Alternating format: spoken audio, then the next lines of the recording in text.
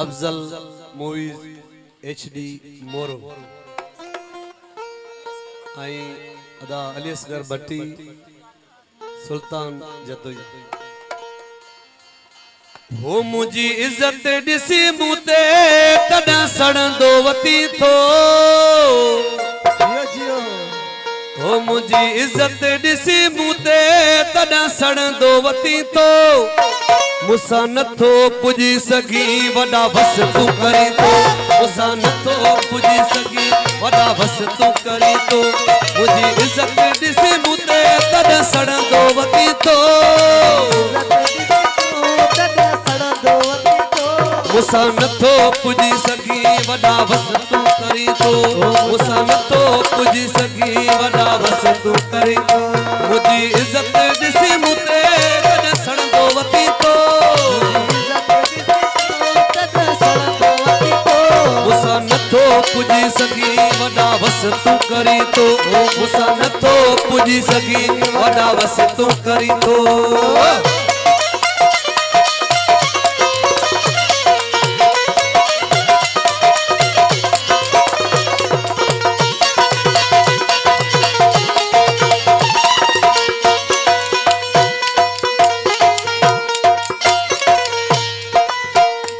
मुते रब जो थोरा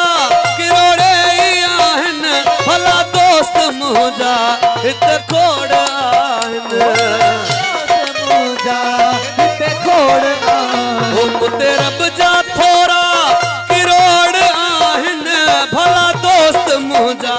हित खोड़ आहन भला दोस्त मुझा हित खोड़ आहन मुसा गलत नमूनो करे सूद मुसा गलत नमूनो करे तू हली तो मुसा गलत नमूनो करे तू हली तो मुसा नथो पुजी सगी वडा बस तू करी तो मुसा नथो पुजी सगी वडा बस तू करी तो मुझी इज्जत दिसी मूते तद सड़ंदो वती तो मुसा नथो पुजी सगी वडा बस तू करी तो मुसा नथो पुजी सगी वडा बस तू करी तो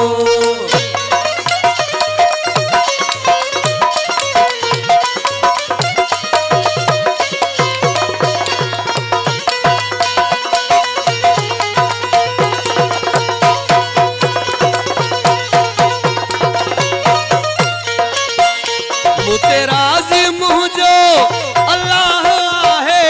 नंढे वॾे जो मुँह में साह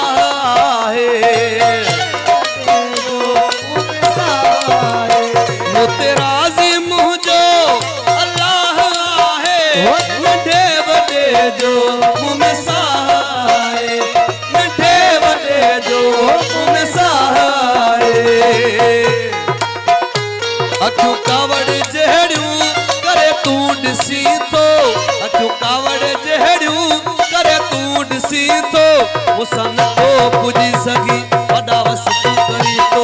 मुसा नथो पुजी सगी वडा बस तू करी तो मुझी इज्जत ॾिसी मूते तद सड़ंदो वती तो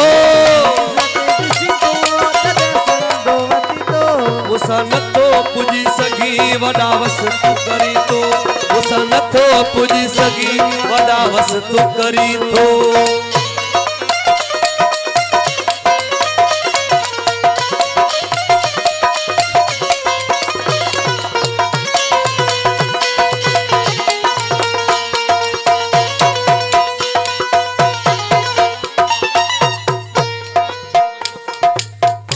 आया अमन जो मां सफीर मानू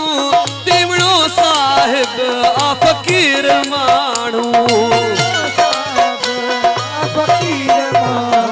आया अमन जो मां सफीर मानू दीवणो साहिब आ फकीर मानू दीवणो साहिब आ फकीर मानू तोखे ॾिसां तो रुगो गुस्से में रही तो गुस्से में रही तो मुसा नथो पुजी सगी वडा बस तू करी